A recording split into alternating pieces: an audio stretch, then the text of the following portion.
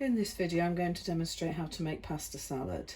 The basic equipment you're going to need would be a small chopping knife, vegetable knife, and a stirring spoon for when it's on the hob, a saucepan to cook your pasta in, and a kettle to boil water. The ingredients I'm going to use will be 175 grams of pasta. That could be any type of pasta, fusilli, penne, coccinilli, any type, whatever you've got available. And to that I'm going to add 1 carrot that's diced, peeled and diced, 1 pepper, but I'm going to use a little bit of green and red for a splash of colour, 4 spring onions. I'm only going to put 2 in, but you could put up to 4. An onion, it could be red or it could be just a brown onion like this. A red onion's lovely for a splash of colour if you're going to eat the pasta salad straight away, but if you're preparing it for lunch boxes and so on, and you want to eat it over a day or a day or two, the red onion will turn everything a grey colour. So in that case I would opt, as I am today, to use an onion like this. And also a few radishes and 3 tablespoons of sweet corn and 1 or 2 sticks of celery. The important thing with all of these is that they come out of the ground, or they grow where pesticides are used, insecticides, or they're covered with mud. So with your vegetables you need to wash them. When using a kettle you need to be very respectful of the water levels. There's a minimum level for a reason. If you have it too little water in there, the element will boil dry. If you fill it to beyond the maximum level, what will happen is the steam that's generated won't have space, so it won't trigger the sensor properly in order to switch the automatic switch off on your kettle, and the steam will build up, the water will build, and it will boil out through the spout and then over the electrics of your kettle. So the important thing is to make sure that you fill no more than up to the max and just boil enough water for what you think you need. So that's going to go on. I've filled that to the maximum level and I'm just going to pop that on like so. Once the kettle's boiled, you'll notice I've brought the saucepan over to the kettle rather than the kettle over to the saucepan, and I'm not pouring this on while the saucepan is on top of the hob, because that could actually then end up all over the cooker top, and that will create more mess. So the water goes in on top of the pasta, and you want enough water to cover the pasta.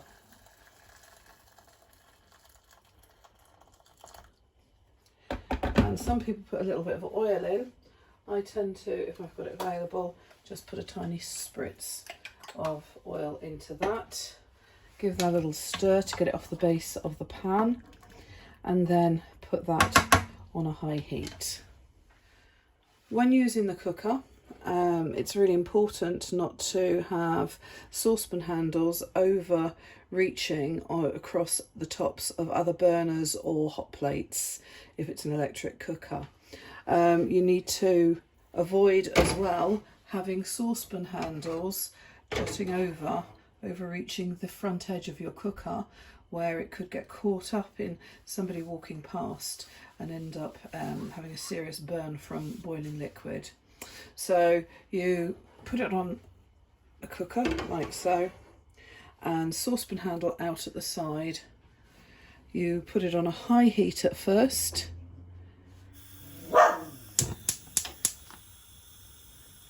remembering to ignite a gas cooker so that you have a flame, and then put that on high until it reaches a rolling boil. While the pasta's cooking, you can prepare the vegetables so that they're ready to add. The amount of time that you need to cook your pasta will vary. It depends upon the type of pasta, so you need to always check the packet that the pasta has been bought in. And you can see that the pasta that I'm using today takes 10 to 12 minutes to cook. I prefer it al dente, so I'll probably cook it for nearer the 10 minutes rather than 12. You can see from the saucepan that that's now reaching a rolling boil. That's been on a high temperature at the moment, and that's now rolling. So it's large bubbles breaking the surface of the water, but lots of them, and it sort of rolls across the surface, and that's a rolling boil. At this point, you start to time your pasta. You can turn it down to a low to medium heat and let it simmer. Simmering is slightly different. It's on a much lower heat, and you can see, if you look carefully, that there are small bubbles breaking the surface of the water. So simmering is small bubbles breaking the surface. It's on a lower temperature, and boiling, a rolling boil, is large bubbles breaking the surface of the water, and that's actually controlled on a higher temperature, or achieved on a higher temperature. So we go from boiling to simmering and time that. I'm going to time mine for 10 minutes. The pasta has been on for 10 minutes, so I'm going to take that off. I'll turn it off at the control, and I'm going to use a colander. So I'm going to use a colander. I'll put that in the sink and then pour the pasta into the colander. So the pasta has been drained into a colander, which has been in a sink, and that lets the cloudy water drain away.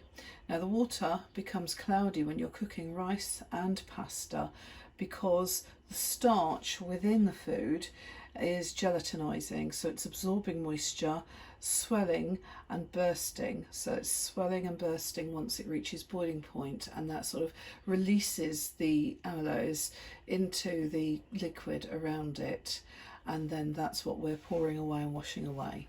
And it's best to wash that away, rinse it under hot water if you're using it in a hot dish, or under cold water if you're using it in a pasta salad like I am now, and then that will actually stop the pasta from being slimy. That pasta can just be left until I'm finished prepping the vegetables. The pasta is drained and cooled and ready to use. All of the other ingredients are all finely chopped. So we have chopped carrots, chopped peppers, combination of green and red, chopped spring onions, chopped onions. These could be red onions if you wanted. Sliced radishes, sliced celery, and sweet corn. Now, how much you put in of any of these is down to you and personal preference, and it depends upon how many people you need to feed. If you're making this for lunch boxes for a few days, it will keep in the fridge for about 2 to 3 days. What I tend to do is actually make up the pasta salad, tub most of it, and just extract what I want to use, and then add my dressing to that as I use it. All the ingredients, when prepared, can just go in a large mixing bowl to allow you to mix.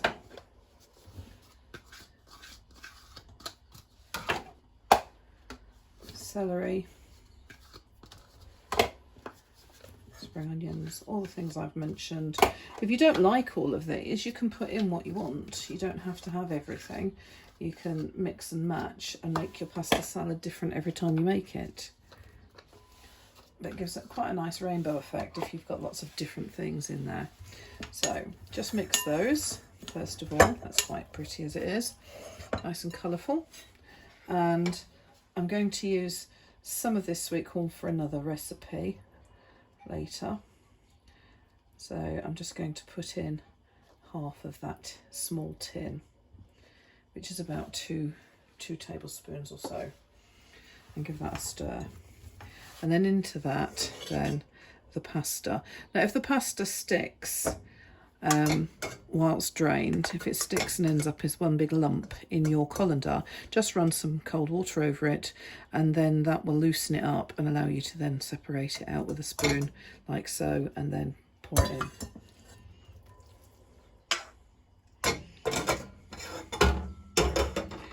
And then you just stir that until you get it well mixed. Now you can add in salt and pepper at this point.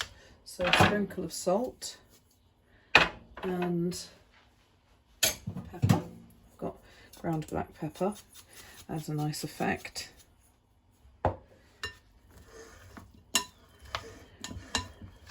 And to that I'm going to add some chopped chives. You could add dried herbs or chopped parsley, whichever herb you prefer. It just adds a splash of colour again and a nice little bit of flavour. Now at this point I will put what I want to add my dressing to in the bowl, but I would then store the rest in a tub ready for later the next day or 2 days time. So just serve what I want.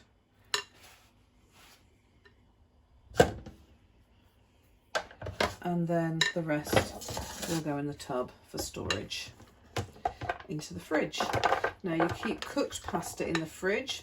Pasta's made with flour and egg, and the egg is a high risk food.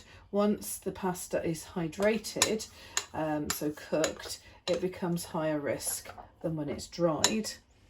So you need to store it in the fridge until you're ready to use it.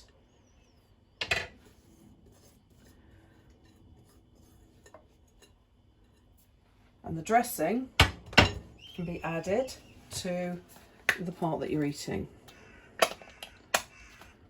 And it's up to you how much dressing. You could choose to have a Thousand Island dressing or a mayo as I've put on here. Or it could be a vinaigrette dressing. Or you might even stir salsa in to make it a little bit different. I can enjoy pasta salad in lots of different ways depending upon the dressing that's used.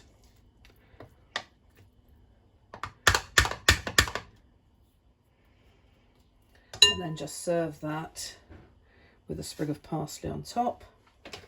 And what I want to keep for another day, I'll just have a lid put on top and be put in the fridge, ready for another day. Enjoy your food. Don't forget to hit the subscribe button and join me for another video another time.